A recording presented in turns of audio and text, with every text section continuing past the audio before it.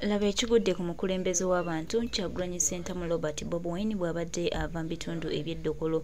His Excellency Dedicated President of Uganda ebisajja bimukozeeko effujjo poliisi yagezezzaako okumuteega naye olw'amaanyi g'abantu munnange Kyagulanyi Ssentamu Robert Bobi asobodde okuyita ku busajja weewaawo tebibadde byangu naye nga ku lwa Katonda bimubeeredde byangu era bimugondedde. Pulezidenti waffe ow'eggwanga omulungi His Excellency Dedicated President of Uganda obusajja bwa Mwami Yoseite Bwabulwa wamu n'akabinja ke mbu bubadde bumusazeeko oba nga bumwagaza ati Museveni mwewadde eddembe mukisusizza naye tubagamba nti tubalaba n'ebyemukola tubiraba. Ono omukulembeze gwe mumanyiira bannayuganda baateekinga obudde bwabwe ne bamwerondera ne bamwagala ne bamusanyukira ne beewaayo okumukuuma ate nga tubasuubiza bakyalirwedde nnyo n'okukoma pulezidenti waabwe. Mu mbeera yonna temulina kye mutugamba. Ewali omukulembeze Kyagulanyi Ssentamu Robert Bobi muganda wange mukwano gwange gwawe ebibyo tuba tokyalina ky'oyogera. Pulezidenti w'abantu, pulezidenti wa bannayuganda, pulezidenti w'abantu ensi kweyagala gwewerukaminga gweyaniriza gwematira. So kakati mmwe baani muba muwogeranga baani? Ffe tulina omukulembeze waffe omulungi Kyagulanyi Ssentamu Robert Bobi eyewaayo tulabe nga tutereeza eggwanga era ng'eggwanga lyaffe litambulira ddala bulungi. Kyagulanyi Ssentamu Robert Bobi tulina pulezidenti Kyagulanyi Bobi Kyagulanyi people power people power nenga tufiiringa bulungi tufiiringa nti His Excellency Dedicated President of Uganda Kyagulanyi Ssentamu Robert Bobi gwe tuli naye buli kimu kijja tutambulira very fantastic. Bannadokolo mwebale kwaniriza pulezidenti mu ssanyu mu kitiibwa mu mukwano ne mu kwagala okungi. Bannage mulimu ebintu byalabanga abantu babawuliza ebbanga naye ebbanja naye bo bannadokolo baleka nga batuwoze kibayita kuno okuwula ebbanja. Yes, bannadokolo batuwoze ebbanja tweyanzizza. Mwebale kwagala His Excellency. Tulina omulungi Kyagulanyi Ssentamu Robert Bobi pulezidenti waffe gwe twagala gwe tuli naye gwe tutambula naye era gwe tunuulidde.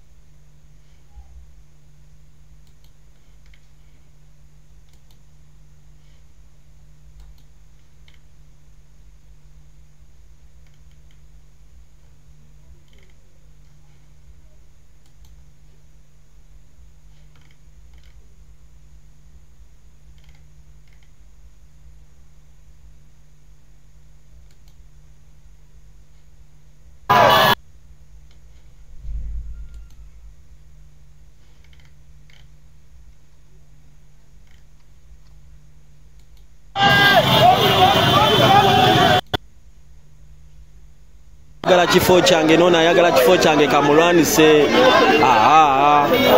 Abaana bannakalaama ensonga eri emu yakuzza ggwanga Uganda mu ngalo zaffe. Bannayuganda mwenna ensonga eri emu yakuzza ggwanga Uganda mu ngalo zaffe.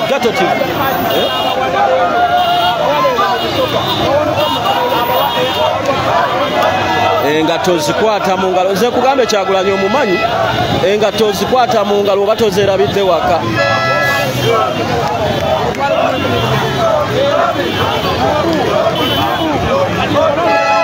Abantu be Uganda nga banatera okuweza kilomita namba nga batambula okuwerekerako His Excellency Bwabadde Center mu mufulumya ekibuga kino.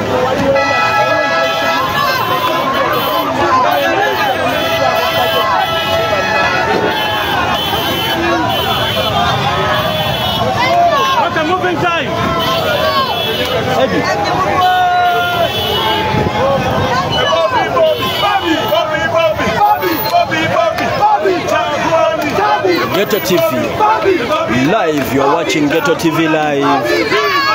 You are watching Ghetto TV live. Tuli mu bitundu ebyeyiganga. His Excellency Robert Kyagulanyi Ssentamu is from Dokolo district, where he has been for 2 days campaigning for the new candidate Ageno Harriet, repressing the late Cecilia Ogwala for by-election. Thank you, people of Dokolo, the love you have shown His Excellency Robert Kyagulanyi Ssentamu and the people of Dokolo district. They have promised to vote for Noob, to vote for Harriet Ageno.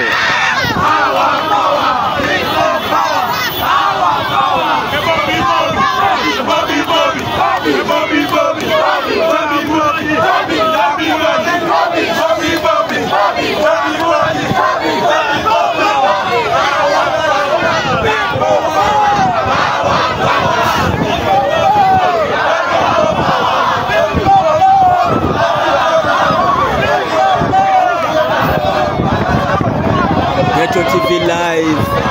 You are watching Ghetto TV, my brothers and sisters. My name is Boganda Ronald Mugenyi. Muzukuru nankere era abamani yo kabeise sibe bakubye nya sibe babuse mu kijiri kabetale ale bakusanga ngo wagira mani yo ate ngo wagira ne Kyagulanyi esa ne botali esanyu linzo kutta.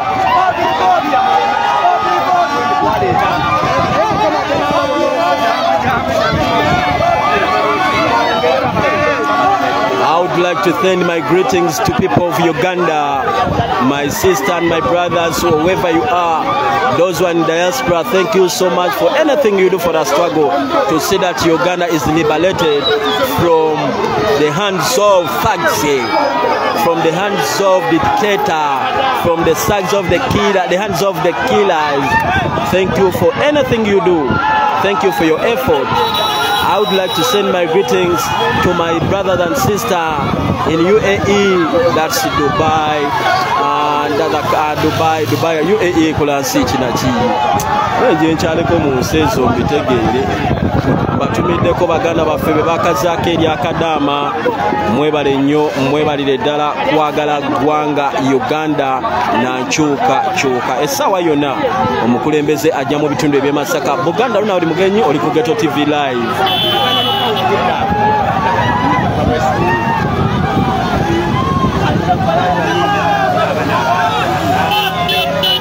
Yegwe masanyalazi ageri labisani omusajja abuka mu bbanga yerabidde nti wano waliwo nazaalawo n'essanyu limuleetedde okubuuka mu bbanga abuuse seka musiraamu yerabidde nti yasiibye essanyu limubuganye essanyu limubuganye muganda wange yerabidde nti yasiibye. Nyanzi Rashid, thank you for loving Ghetto TV and supporting it in any way. Any ways you support it. Kyentegeeza mu makubo gonna bwe mugiwagiriramu mwebale nnyo mwebalire ddala.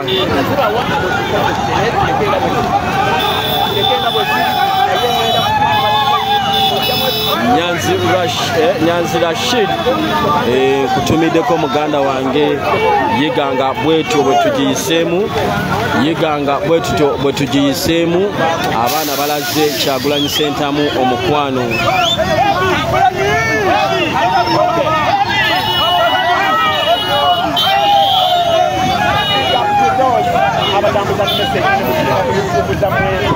Ghetto TV.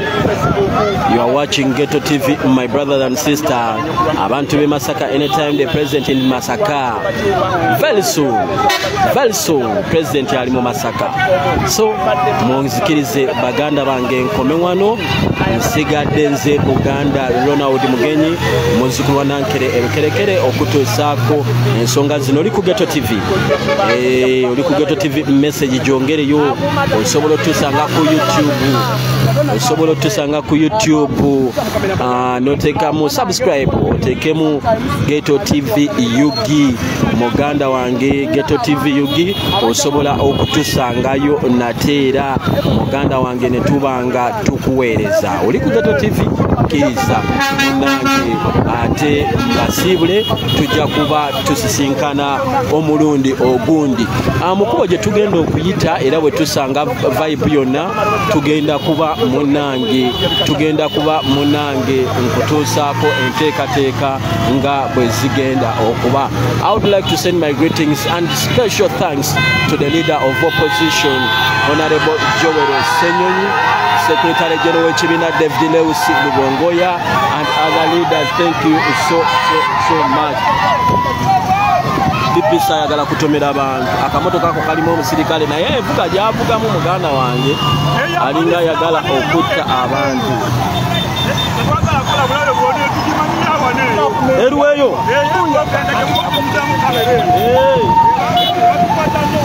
abaana bamugambye emotoka ya polisi bagimanyi, singa akola obulabe bonna nabo bajja kuba bamukolako. Alright, abantu be Masaka esawa yonna omukulembeze ajja eyo. Abantu be Masaka esawa yonna omukulembeze Kiyimba Frank webale kusima mirimu gya Ghetto TV n'abalala mwenna ababeerayo. Kiyimba Frank ono live oba wakagiteekako seconds nga yatuuse dda. Kiyimba Frank n'abalala bangi nnyo ababeera ku Ghetto TV. Moses Ebwayo muganda wange abeerako nnyo. Olivia Balagada abeerako nnyo. Mwanyinaze Kisaache abeerako nnyo n'abalala bangi banange. Maria Assumpta naye abeerako nnyo. Maria Assumpta naye abeerako nnyo n'abalala bangi. Osobola tusanga ku YouTube Ghetto TV Yugi, ojja kuba muganda wange otusanga. Njagala okwebaza bonna ababeera ku live okuweereza nadala eza struggle okuli Map Media Yugi, Map Media okuli ow'omukisa Swabula, okuli TV endala banange nyingi nnyo. Sita wa Uganda, Sama Uganda, olujuliro n'endala nyingi nnyo. Uganda ku kamera njogereki ndekeki mwena mbebaza. I promise you wetusanga ene vibe nga betegekedde promise nga betegekedde president, anytime I'll be back. Abekimanya kabonera the president is coming anytime. Abekimanya kabonera mu constituency ya Bwanika, anytime the president is coming.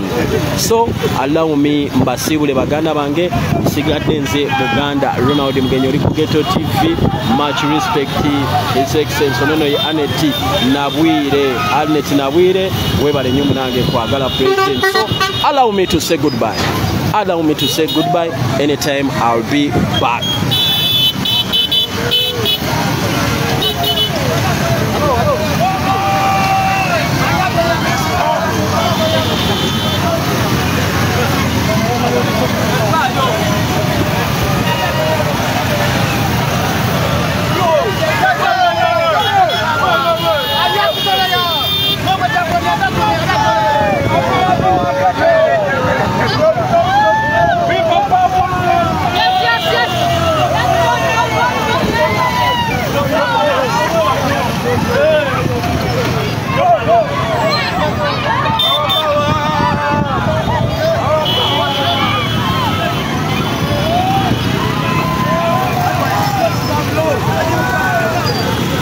Yegba masanyalaze agerye jinja.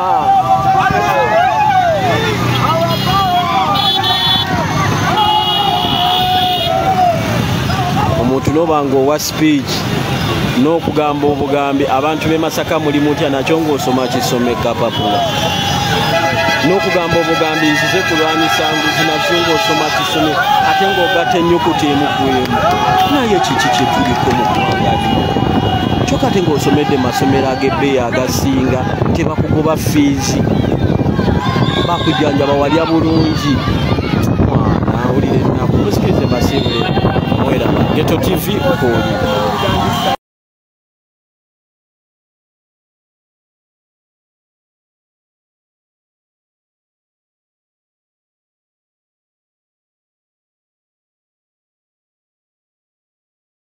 Comrades, ndabyeko wano video ng'omwana agamba mbu e Masaka mutuliddemu oluko. What are you saying? Mukwano tuli b'e Masaka. Yes. Olw'okuba nti tuli b'e Masaka tumanye ekitundu kyaffe. Ffe waffe tewafugibwa Museveni. Yenna ali e Masaka ng'ali mu bukulembeze akalulu okimanyi wabba kabbe. Masaka for opposition ekyo ne Museveni akimanyi ne boogenda n'omubuuza naye nga bano abantu baffe tubamanyi nga bulijjo basomba abantu paka kuwulira bubi bagaba omutwalo ne baleeta abantu okubawa piraawo bakwano mugenda muzunga abasiraamu muliira n'embizzi nga muzunga bannange muzunga mwagala okulya ndabye abantu nga bakoowunnyo bonna bakutte ebijaketi nga bava wala bambi nga bava wala tulabyeko ku mmotoka ezisomba abantu babatika kuzika nta balinga nte kati bwe mufa bwamufa olw'okuba bakuwadde akatwalo Bannayuganda muswaza naye ffe waffe e Masaka mukwano tekiribaawo era tekiriba kaakati tugoba bategeera ng'oleeta ono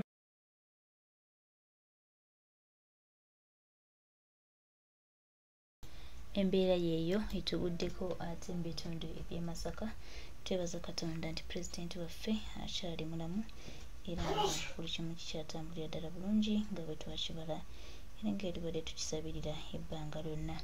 Tweyanziza nnyo baganda baffe mikwano gyaffe abakwataganiramu naffe okulaba nga tutereeza eggwanga ate n'okutambuza ensonga. Tusiimye nnyo tusiimidde ddala bingi bituukawo naye tuli bagumu nti pulezidenti waali tewali kigaana era tulina okukkiriza tujja kuba bawanguzi.